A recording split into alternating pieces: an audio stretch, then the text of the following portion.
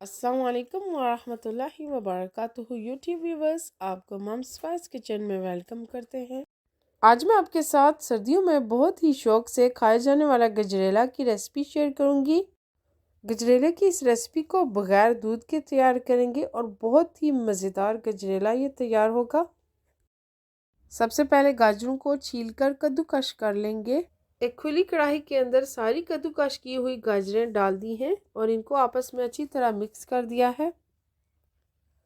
गजरेला को बनाने के लिए 5 किलो गाजरों का इस्तेमाल किया है। गाजरों को गलने के लिए 1 घंटे के लिए स्लो फ्लेम के ऊपर पकने के लिए छोड़ देंगे जब तक गाजरें अच्छी सी नरम हो जाएं।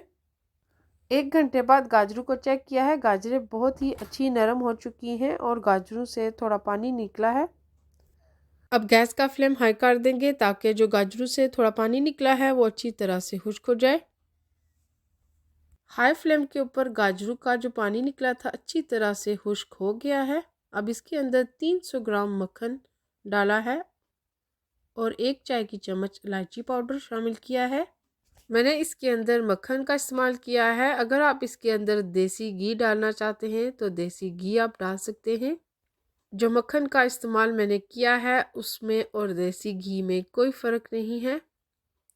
तो देसी घी से हलवे का जायका बहुत ही अच्छा होगा। अगर आपके पास देसी घी है तो आप देसी घी ही इसके अंदर डालें।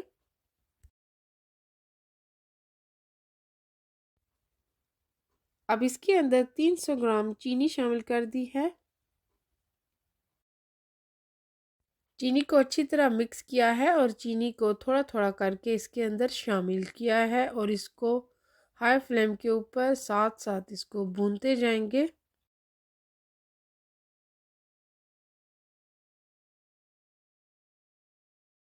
फ्लेम को हाई रखेंगे और हलवे की अच्छी तरह से भुनाई करेंगे और इसको साथ साथ अच्छी तरह चम्मच के साथ मिक्स करते जाएंगे ताकि हलवा नीचे ना लगे।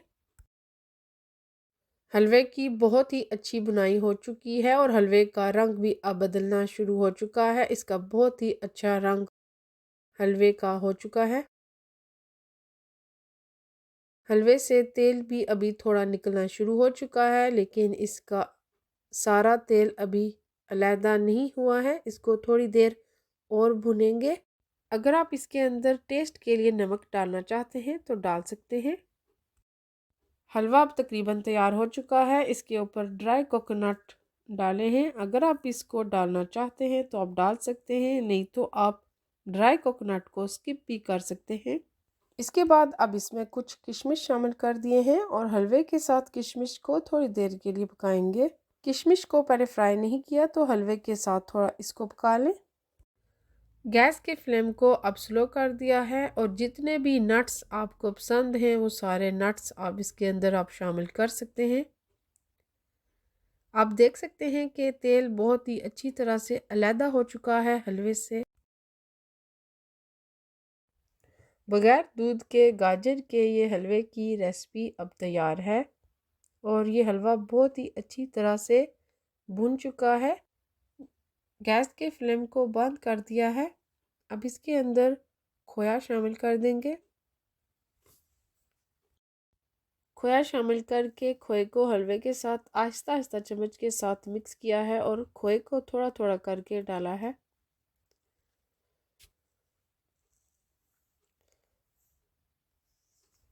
बहुत ही मज़ेदार और नहायत ही आसान बगैर दूध के गाजर के हलवे की ये रेसिपी मैंने आपके साथ शेयर की है। बहुत ही मज़ेदार और लाजवाब गाजर के हलवे की ये रेसिपी जो मैंने आपके साथ शेयर की है। मज़ेदार गाजर के हलवे की ये रेसिपी जितनी आपको देखने में मज़ेदार लग रही है इतनी ही ये खाने में लाजवाब है। प्लीज़ इसे ट्राई ज़रूर कीजिएगा और फीडबैक ज़रूर करके बताएं। Thank you for watching.